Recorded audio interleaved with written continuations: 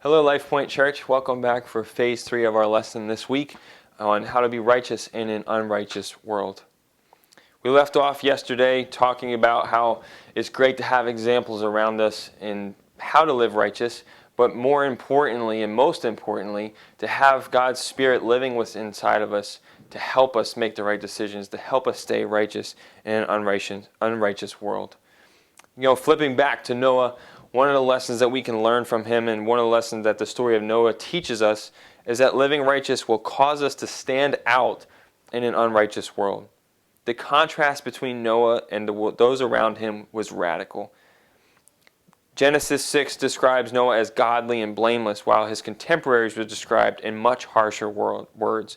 Genesis 6:5 says, "But the Lord saw the wickedness of humankind had become great on the earth. Every inclination of the thoughts of their minds was only evil all of the time." And Genesis 6:11 says, "The earth was ruined in the sight of God. The world and the earth was filled with violence." Not a pretty picture. For at least 500 years, Noah watched the world around him become more and more sinful. As the world grew darker, the contrast became even more evident as Noah and his peers, the difference between Noah and his peers became greater. The witness of his consistent character served as judgment not only in his time, but also to future generations. The prophet Ezekiel spoke against the wicked nations of his day and declared that even if Noah, Daniel, and Job were present, only they would be saved.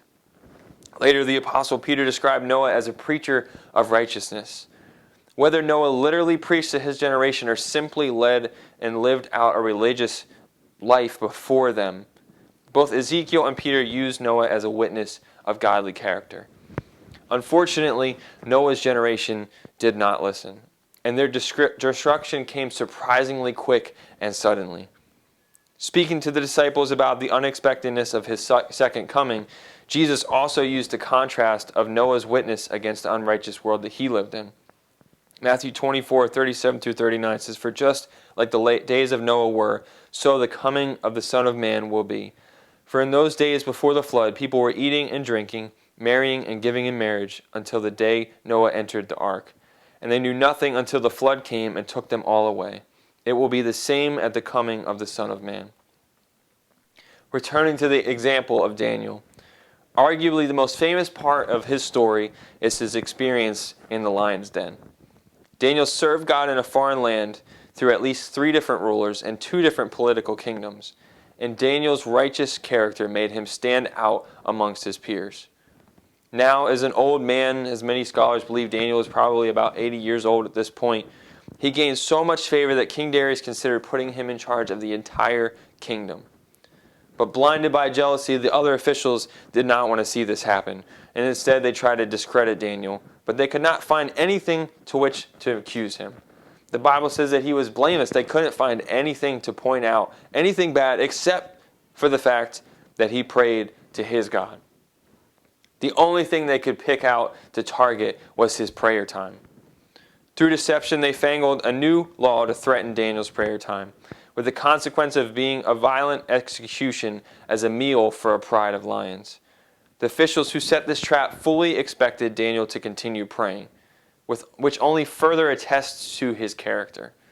After spending a night with some hungry lions, Daniel was miraculously saved by God, and the wicked officials were killed in his place.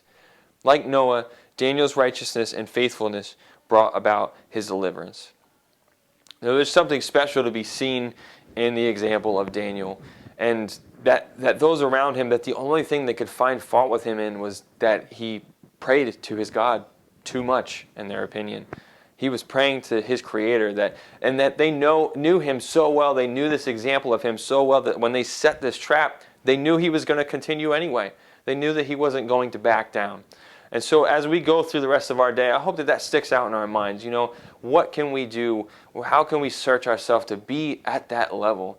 That there would be nothing blameless on us, that there would be nothing that someone could point out and say, well, here's where you messed up. Maybe in the past, yes, but today, nothing today that someone can point out except for they follow after God with their whole heart. Thank you all for tuning in today. I'm excited to share again with you what God has for us tomorrow. Have a blessed day.